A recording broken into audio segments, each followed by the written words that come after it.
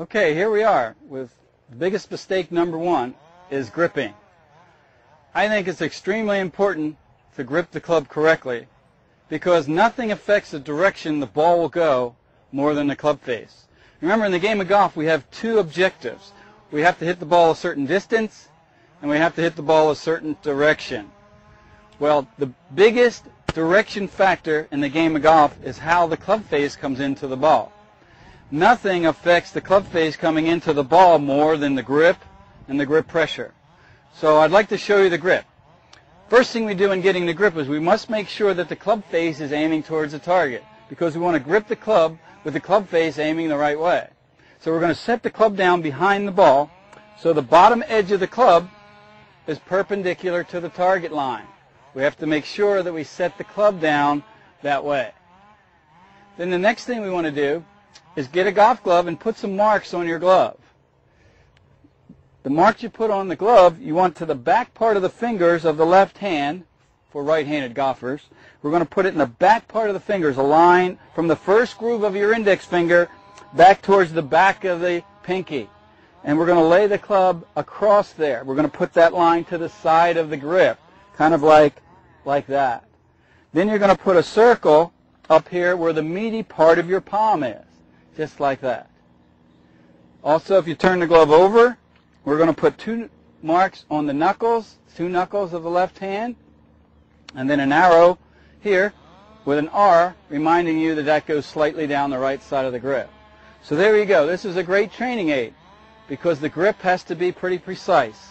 So we want to make sure we get it in there the right way. And here's how we would do that. We're going to place the club on the ground, and remember that the club face should aim at the target. This line is going to go to the side of the grip, not under. A lot of people make the mistake of putting that line under. That line goes to the side of the grip, very important.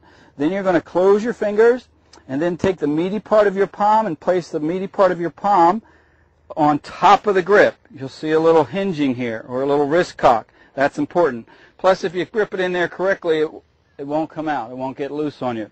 We're going to take the left thumb and place the left thumb slightly down the right side of the grip, so that when you look down, you should see two knuckles on your left hand. So once you've got the left hand on there, make sure the club face is correct in relation to your hand.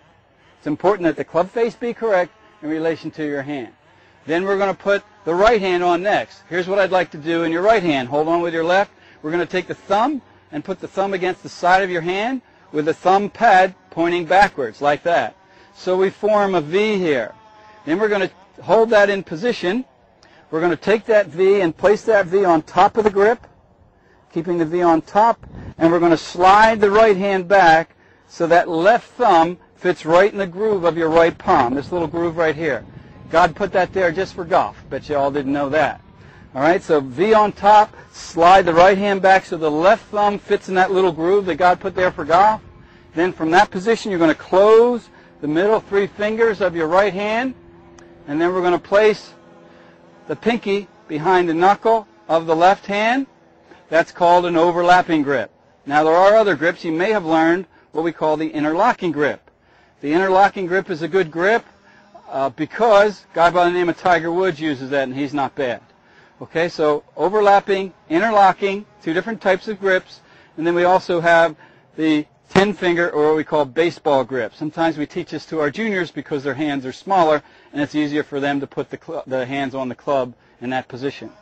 All right, but I teach the overlapping grip. That's probably the most common, and that's the one I like to teach. If you've already learned the others, that's fine. We can't talk about grip without talking about grip pressure. The pressure you should have on the club, I relate to this. Imagine if you were holding a tube of toothpaste with the cap off. I tell people, hold on to the toothpaste tube, but don't squeeze any of the toothpaste out of the tube. Just light grip pressure, just enough to hold on, but don't squeeze the grip. The reason we don't squeeze the grip is because, remember, this is a golf swing, not a golf chop or a golf hit. So we want the club to be able to swing freely, to allow the wrist to hinge and the club head to swing freely. It's a free swinging motion. This is a free swinging motion. And notice I'm holding on very light here. If I squeeze this end of the club, notice the club stops swinging. So we want to allow the club to swing freely, so your grip pressure should be light. Again, in the way of a review, when we start out getting our grip, make sure that the club face is aiming down the target line. Then we're going to put the left hand on first and use the marks on our glove. We're going to place that line on our glove to the side of the grip, not under. Close the fingers. Place the meaty part on top of the grip. Place the left thumb slightly down the right side of the grip, just slightly off to the side. And when you look down, as you're placing the club back down on the ground, you should see 2 knuckles on your left hand. The most common mistakes are people will tend to hold the club across their palm. Don't hold the club across the palm. There's nothing you would pick up or do with the palm of your hand. All your feel is in the fingers. So if you're going to pick something up or hold something or throw it, you would hold it in the fingers. You would not hold a ball in the palm of your hand to throw it. So all the feel is in your fingers. So make sure that the club is in the fingers of your left hand and also the fingers of your right hand. Again, don't squeeze the club because it won't swing freely. Spend some time learning the grip. You can do that in your office. You can do it at home. Spend time learning the proper grip.